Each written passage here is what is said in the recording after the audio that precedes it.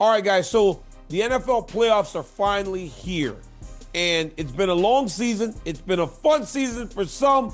It's been a real letdown for certain teams' fans. But for the people that are still in the playoffs, why not get in on the action at the DraftKings Sportsbook, where all new customers, if you bet $5 or more, you can get $200 in bonus bets instantly as you're watching all the big games that ultimately lead to New Orleans, so you get in on the action at the DraftKings Sportsbook. So once again, go to the DraftKings Sportsbook. All new customers, sign up using my promo code DCTV, bet only $5 or more, and get $200 in bonus bets instantly. I mean, come on, it doesn't get no better than the DraftKings Sportsbook, where the crown is yours.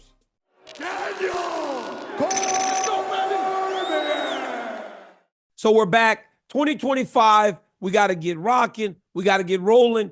And just as the year turned, it seemed as though the topics started to kind of pop up again in mixed martial arts. But one topic that we were talking about last year that has already made its way into 2025, and I think that speaks to how anticipated this fight is Jones versus Aspinall. But the latest update in that situation comes from Joe Rogan, speaking about what he says that Jones wants and what he thinks is going to happen in regards to that ask. So Joe Rogan was on his podcast the other day speaking about the Jon Jones, Tom Aspinall situation. And he said, Jon Jones said he wants $30 million to fight Tom Aspinall. I'll tell you guys right now, as a person that has been involved in big fights, a person that has sold pay-per-views, a person that at his time was at the top of the pay scale in the UFC as the heavyweight and light heavyweight champion. $30 million was literally a world away from anything we were making. I remember when I got paid in New York, I got like a big bump to take a fight on 3 weeks' notice, which ultimately became my salary. And people were astounded with the number. But I will tell you, it was a fraction of what that number that he's asking for is. It was nowhere near that. But I've heard now rumors that the higher end guys are making more. The Israel Adesanyas, the Jon Jones, the Stipe Miocic. I heard that Stipe Miocic made big money for the last fight. So when you hear stuff like, well, this guy made $7 million, generally you go, well, he probably made about 5, right? 3 to 5. But hell, if he's making $3 to $5 million to fight on that night, to go get beat up like he did, no wonder Stipe Miocic said, I'm going to fight, right? But again, that is a world away from $30 million. Conor McGregor comes back to fight and goes, I want $30 million to fight. The UFC considers it. Why? Because when Conor McGregor was scheduled to fight at International Fight Weekend, the gate was $22 million. Sustainable business. You got to be able to sustain your business if you're going to be paying those types of numbers. Conor makes $22 million at the gate. Conor has sponsorships. Conor definitely sells $1.5 million, $2 million pay-per-views. You can almost understand Conor McGregor saying, give me $30 million and why it might happen. I don't know if Jones does that. But hold on, let me see. Let me look at the gate from Madison Square Garden. UFC 3, let's see. Jones versus Miocic gate. Yeah. According to CEO General, at a $16 million gate. That's a massive gate. That's a massive gate from Jon Jones. Okay. How many pay-per-views did they sell? Now, when you start looking at it like that, you start going, I don't know if his ask is as crazy as people are saying. You can do 16 mil at the gate. You can do whatever you do on pay-per-view. You got sponsorships for the fight night. Those aren't yours. You aren't bringing them in, but there are sponsors on fight night. Now that ask is not so crazy. Rogan thinks that the UFC is going to pay it. Rogan thinks that the UFC will pay the $30 million to get Jon Jones in there with Tom Aspinall. I'm not sure he gets to 30, but if you ask for 30 and you get 20 or you get 15, that's a win for Jon Jones on his way out. right? Especially living in Albuquerque, where everything is so dang cheap. I mean, it's not like he's not living in California. It's a big number. And when you ask for that, it makes people start talking. Jan Blachowicz said he feels like Jones is a little afraid of Aspinall. That's why he's calling out Pereira and asking for so much money. One thing, Jones isn't afraid. I think we've covered that time and time again. Jones is not afraid of Tom Aspinall. I think Jones recognizes, though, that this is a unique challenge and one that if he isn't on his game, Tom Aspinall can win, or at least it would seem that way. So Bisping said, or he made headlines saying, Jones had a stroke of genius by denying Aspinall from the jump because it drove demand through the roof. It's all supply and demand, right, guys? Everything's supply and demand. When someone wants something, you can charge more for it. I remember when I bought a PlayStation 5 back around the pandemic, I paid $1,300 for a gaming console because I wanted it so bad, and they made it seem like it was never going to come out and it was impossible to get. So I was willing to pay so much to get it because I wanted to have it. Now, since the demand isn't as high, you can get a PlayStation 5 for $300. $300. You get a PlayStation 5. Jones said, I ain't doing it. So then it made people go, I want this. I want this. And when you want something, especially you, the fan, because you drive everything. When you want something bad, the UFC tends to make it happen. Will it make it happen to the tune of 30 mil? I don't know. I wouldn't say that it would happen.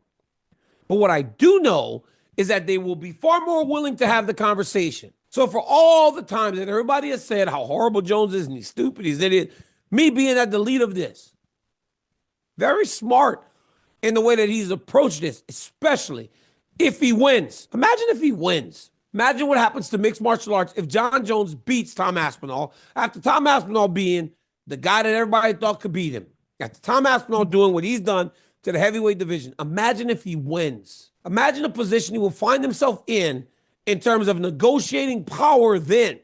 Because for the company, for the UFC to move forward without Jon Jones after all this time, this guy has been through 3 generations of fighters. For them to move forward without Jon Jones, they need him to lose. He needs to lose. He can't go and leave this thing undefeated. For it to work, for Tom Aspinall to come out like this big, shiny new thing, to be the next big superstar, he has to beat Jon Jones. Because if Jones beats him or if Jon just walks away, no matter what Tom Aspinall does, there will always be that cloud that hangs over him. Well, you didn't beat Jon Jones. That's a problem.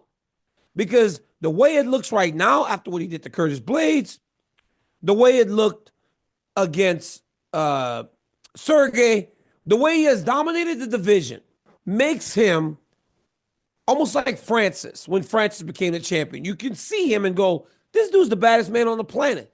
But if he doesn't get a chance to beat Jones, it won't matter what happens. Now, Jones wins.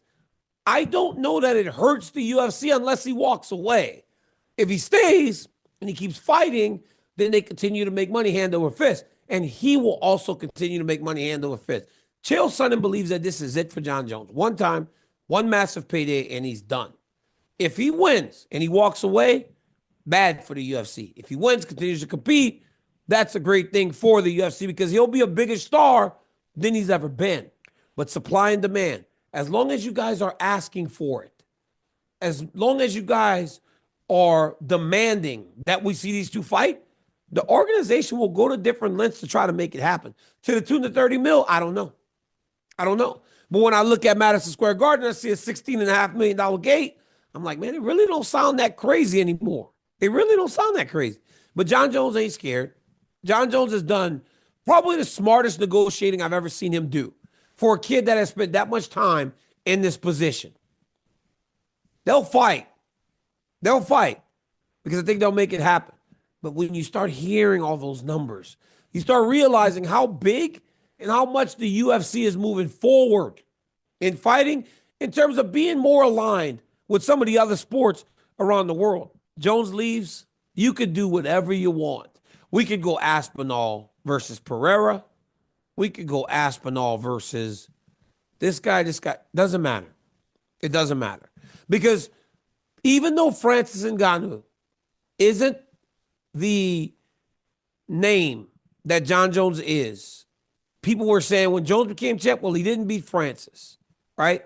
There was a break in the heavyweight championship timeline, if you want to say it like that. We could make massive fights, but it will never overcome the idea that Jon Jones left as the champ. And then that would happen 2 times back to back. So it'd be a massive mistake. They've got to get him in there with Aspinall. And you got to hope that Aspinall wins if you want the heavyweight title to continue being what the heavyweight title has been. Because if he doesn't, and Jones goes, I'm walking away as the greatest of all time, as the reigning heavyweight champion, it's going to be a big shadow that the UFC heavyweight division will have to live under. But yeah, this dude about to get paid. This dude is about to get paid. Supply and demand, ladies and gentlemen. Jon Jones has gotten he's got something that people want, and he's being smart about the way that he's allowing you to have access to it. So 30 mil? Fraction, guys, of what we were making at the top end. But man, some of these numbers I'm hearing now, 7, 8, 10. These boys out here getting paid, man. And I'm happy for them. Guys, until next time, like, subscribe, tell your friends about my YouTube channel, because I'm here all the time, baby. And we're going to drop more, and we're dropping more, and we're dropping more. We're going to just keep hitting you with video after video. And boy, next week, UFC 311 in Los Angeles. Boy, we got some check-ins for you. They about to be sick. It's 2025, baby. Let's go.